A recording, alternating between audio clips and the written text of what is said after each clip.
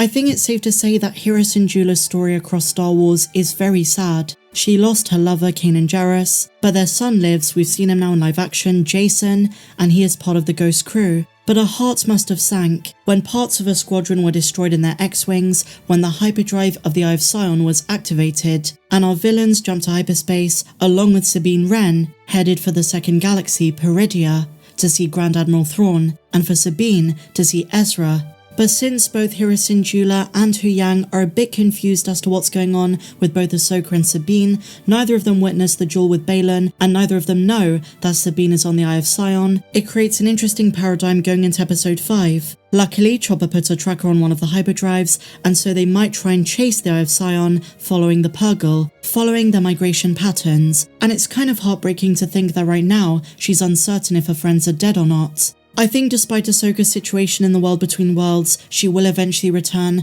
I don't think her death is permanent.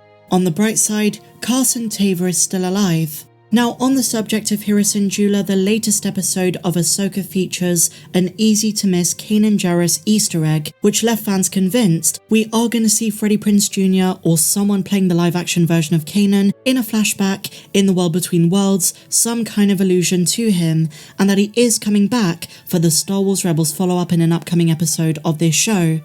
When Hera and Jacen enter the Ghost cockpit, we can see that Hera keeps a photo of her late lover right on her dashboard. This iteration of Kanan is interesting. He's got his trademark ponytail and goatee, but it's unknown if this is an actual shot of Freddie Prinze Jr. or a stand-in.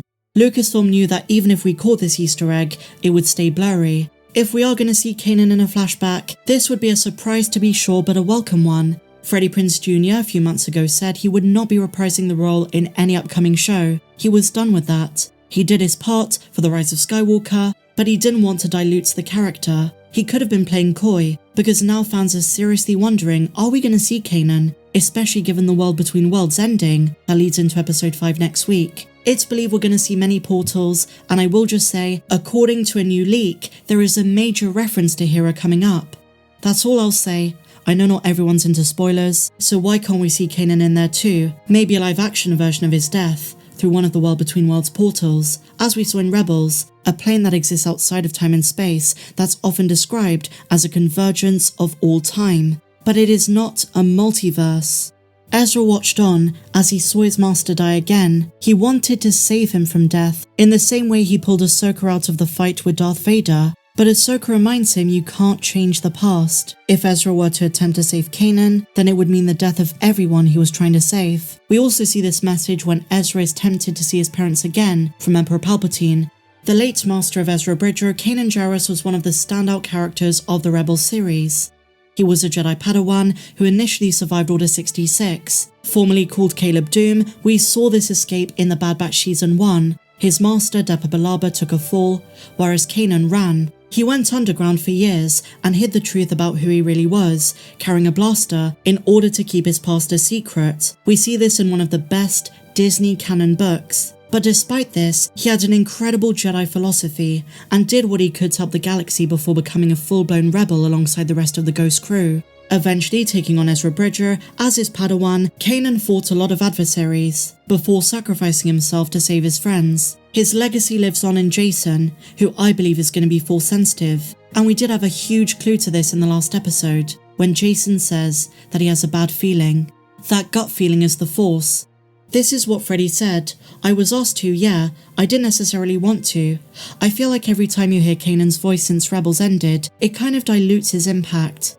I didn't want to do The Rise of Skywalker either. I was asked as a favour and I feel like all of their favours are used up now. But given we know as a fact that Freddie Prinze Jr. is good friends with Dave Filoni, if he was shown the script to Ahsoka, could that have enticed him? If he does appear in the show, did he know about his cameo when he gave this interview? I'm gonna say yes. He was just playing with us because he knew he would be back. I think Ahsoka's script has been so good so far, I don't know how you could turn it down. I know not all fans see it that way, some fans are saying these characters just feel so different in live action, but we need to appreciate where the characters are in their lives at the moment. Now we do have another hint that Kanan might appear in the show. It was previously reported, well over a year ago, that Lothwolves, and specifically Doom from Star Wars Rebels, were going to feature in some way in Ahsoka. Now given Doom is connected in some form to Caleb Doom, and their spirituality has been tied to Kanan on several occasions, this might suggest the hero we love from that series is going to have some presence, even if it's a Force voice, even if he doesn't make a physical appearance. I think there's a lot of indicators to suggest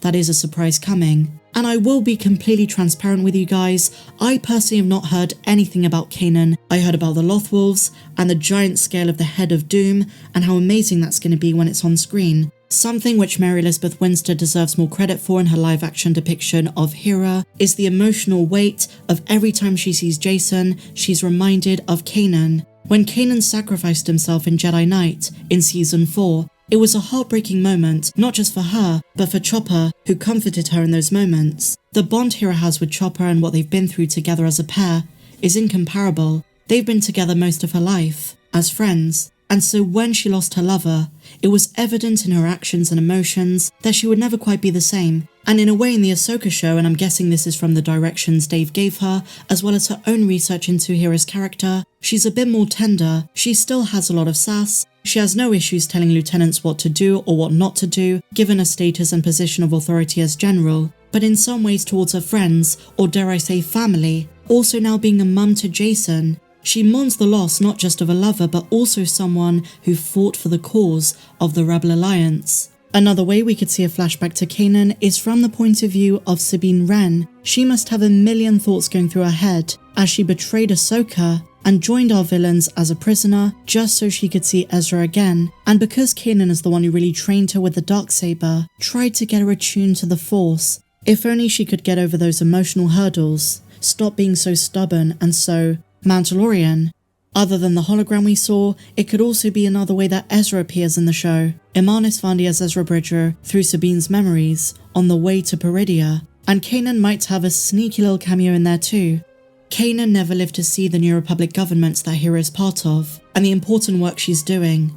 But his actions, honouring Kanan's memory by carrying on his legacy, is such an important way of immortalising what Kanan stood for. And if he reaches out to Ahsoka the same way he does later on to Rey as a Force voice, whether it's in the World Between Worlds or some other form, he might express how proud he is of Hera. And so when Ahsoka comes back, which I'm sure she'll do, she could relay the message onto Hera. They were all a family, and that's just another reason I'm really hoping at some stage we do see Zeb Orrelios or Agent Kallus. I think they're very important to the foundations of the work these rebels did in the animated series. And noticing this Easter egg and that Kanan is at the forefront of everything she does, always there on her mind, really brings a tear to your eye as a Star Wars Rebels fan. What do you guys think? Share your thoughts in the comments down below. I've been enjoying Hera so far in this series. I think she's one of the absolute stars of it. If you enjoyed this video, my dear friends, please be sure to give me a big fat thumbs up, subscribe if you're new, and I'll see you in the next video.